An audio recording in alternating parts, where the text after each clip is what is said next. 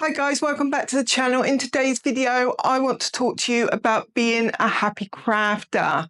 Now, crafting isn't about perfection or having some kind of natural talent. God knows I've got no natural talent. But instead, it's more about habits, about mindset, about things we do, small things we do every single day. So I'm going to share with you 11 tips that are going to help you greatly in your process, whether you're a beginning crafter, intermediate or advanced. There's going to be something for everyone. So just before we get into it, if we're just meeting, my name is Claire.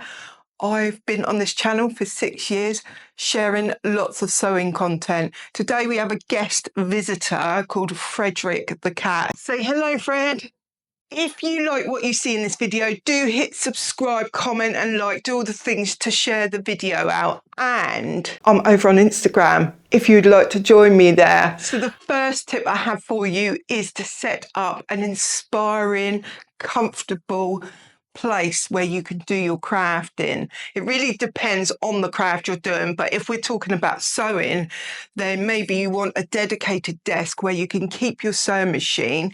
You've got a comfortable chair, all your bits and pieces next to you, which is kind of the setup that I'm trying to create in my room. That will remove any resistance to you actually doing the art of crafting or sewing in my case. If you like to draw on your tablet, maybe sitting on the sofa in a certain spot is going to be really comfortable for you.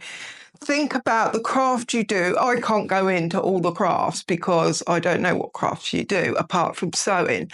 But what's going to inspire you is sitting under a window going to inspire you because you can see the great outdoors. Just think about what is going to inspire you, what is going to encourage you to do your craft, set it up and make sure it's comfy. So the next tip is to organise your supplies. You know me, I'm a declutterer and an organiser, and I think there is nothing better for our sewing experience, for our crafting experience, than to know where everything is. Everything has its place and its place has everything in it. This for me keeps my mind straight. I get overwhelmed very easily and too much stuff everywhere is my complete nightmare.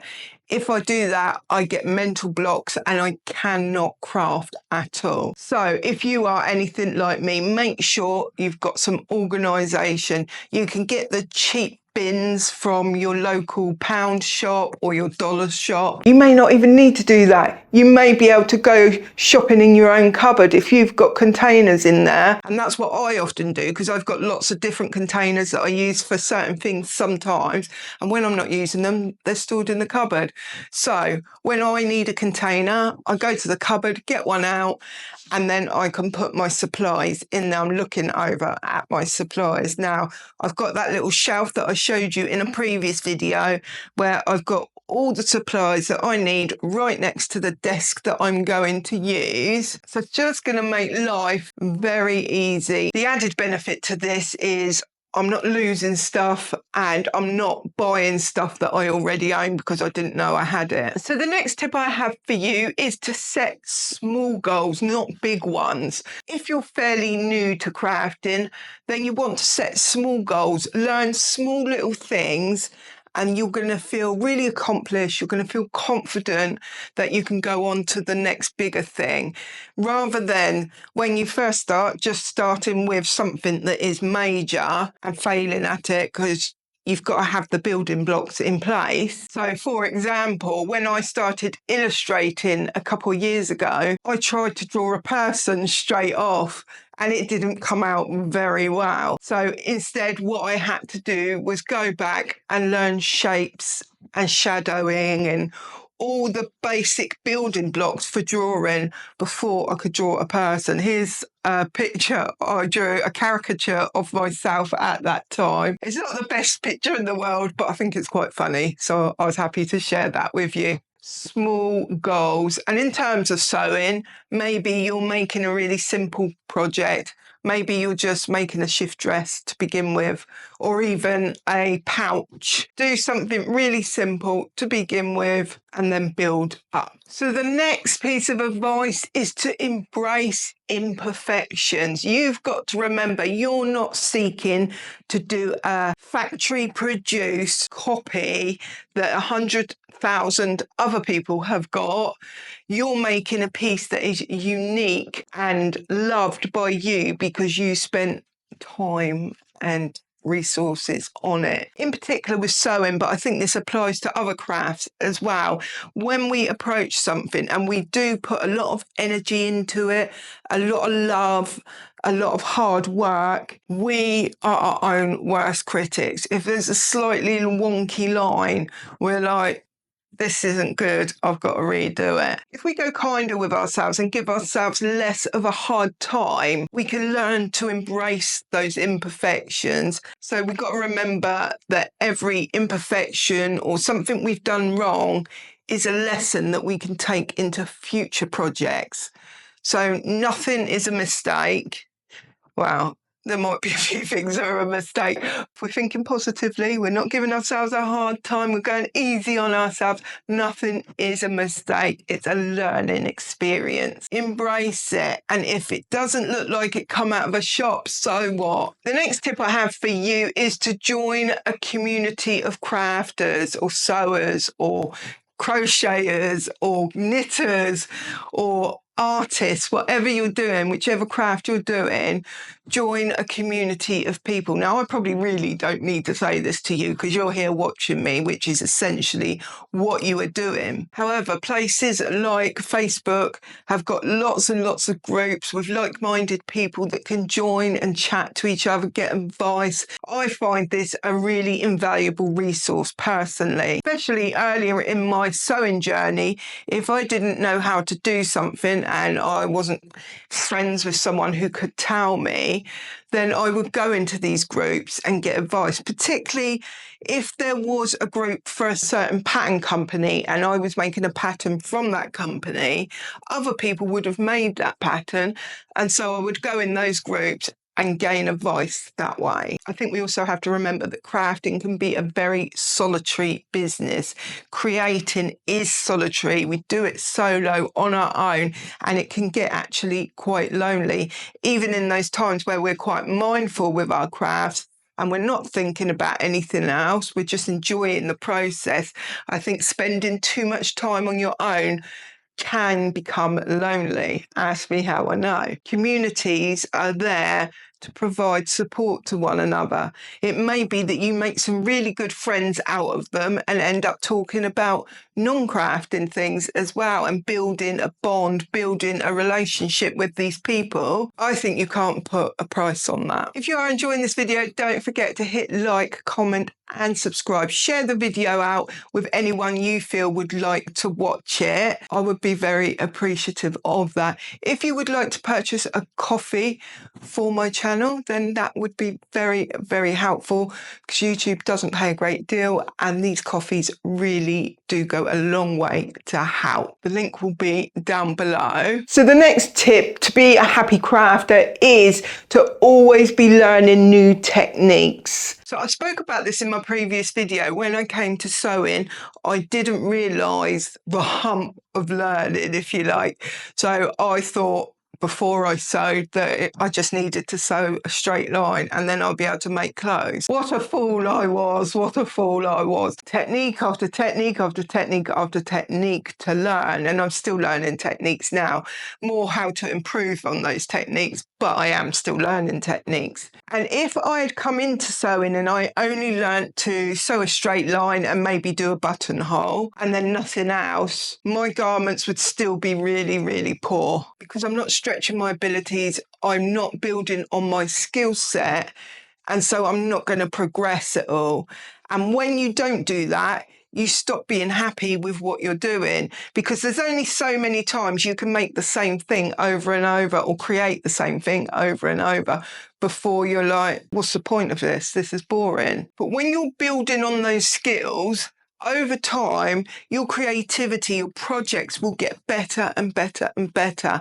That will, as I spoke earlier, raise your self-esteem, make you feel like you can achieve more, and make you push yourself out of your comfort zone as well into doing or attempting projects that you once at the beginning thought were way out of your league. For me personally, there is no point in doing any creative pursuit if I'm not trying to build on my skills.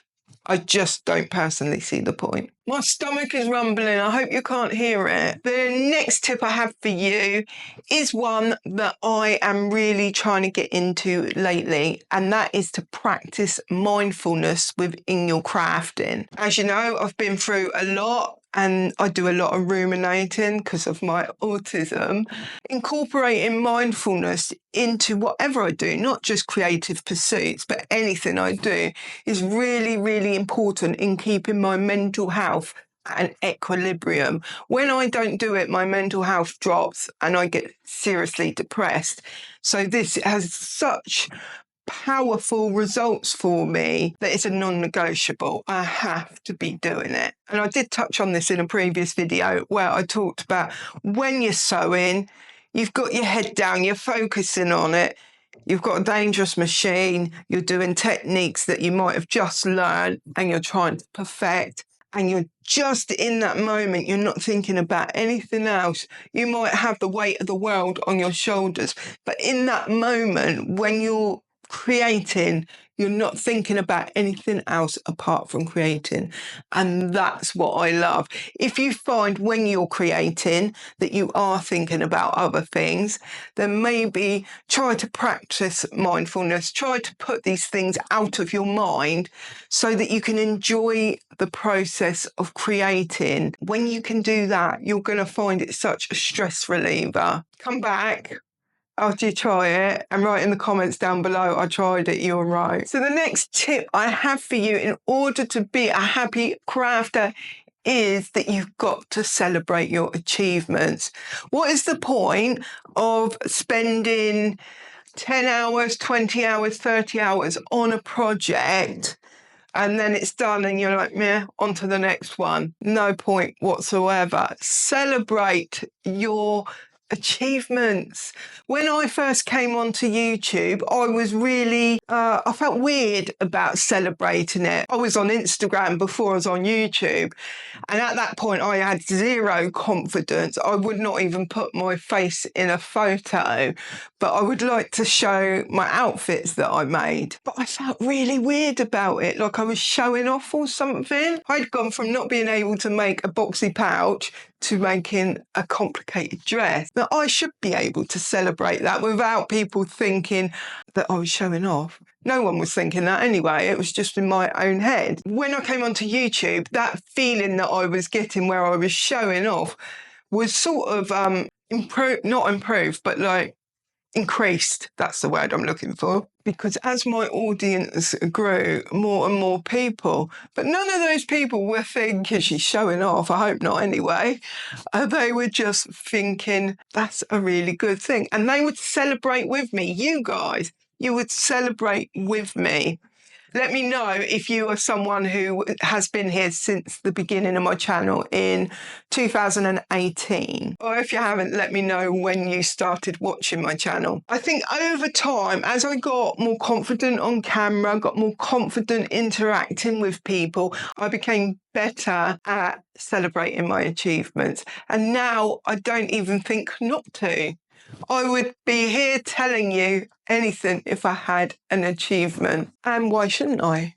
It takes hard work, it takes guts, it takes creativity, it takes all of the above to achieve what we're achieving. And if we celebrate with other people, we're celebrating with ourselves and we are giving ourselves the credit that we deserve for having done the thing. The next tip I have for you is to take breaks. So there's two different types of breaks I want to talk about. So the first type of break is that when you're in the middle of your project, you can get absorbed, can't you? So I know I do.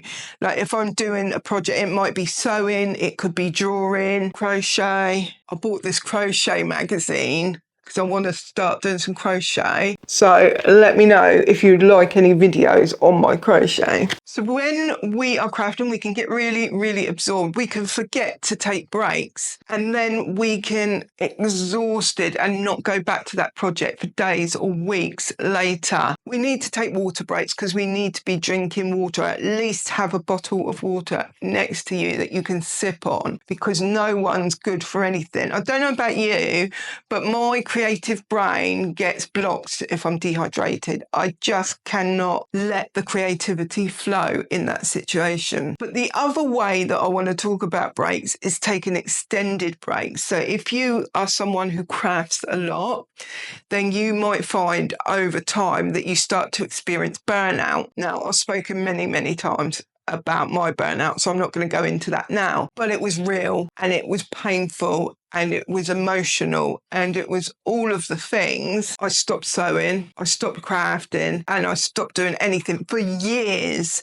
Now, if I had taken a break when I needed one, when I first felt I needed one, then perhaps it would have been a break of a few weeks or maybe a month before I come back. In order for our crafting to be a happy place for us, we need to not be overwhelmed, not exhausted, not burnt out from it, because what's the point of that? This is something we enjoy doing, and we don't want to lose that love. That is the thing. There was one point in my life where I was obsessed with sewing, absolutely obsessed. It was when I was working and I used to sit in my office and daydream about a life where I didn't have to work and I could just stay at home and sew all day long if I wanted to. I have that life now. I can do that if I want to, and I've lost that love of sewing because I allowed myself to get burnt out. So if you are in love with your craft, make sure you take breaks so that you don't get the burnout. So my next tip for being a happy crafter is to experiment with materials. So in terms of sewing, it might be trying different weights and drapes of fabric, or it might be trying jersey when you've been doing woven, or vice versa. If you're crafting, try a different type of pattern that you haven't done, or try different yarns, and that's the same for knitting as well. I think that can keep our interest alive a lot more than sticking to what we know and only using the materials that we are used to. We know when you come to sewing, you might stick to quilting cottons, but eventually you're not going to want to do that, because quilting cottons are imperfect for most garments, really. I know there's some people who love quilting cottons for dressmaking, but I'm not one of them. So at some point, I started then using other fabrics like viscose, which is very drapey, and jerseys and canvas, and I just tried lots and lots of different ones. One fabric I've never worked with that I want to work with is silk, but I need to win the lottery first. So I guess it's like anything in life. You want to change things up to keep them exciting, keep them riveting, keep your interest, your motivation going. So that's all I've got for you today. A quick one for a change. Let me know how you like it, which formats you prefer. Like, comment, subscribe, do all the things. Join me over on Instagram and purchase a coffee if you would like to. And I will catch you in the very next one. We will be doing some actual sewing very soon. Very soon. I'm going to iron the fabric today.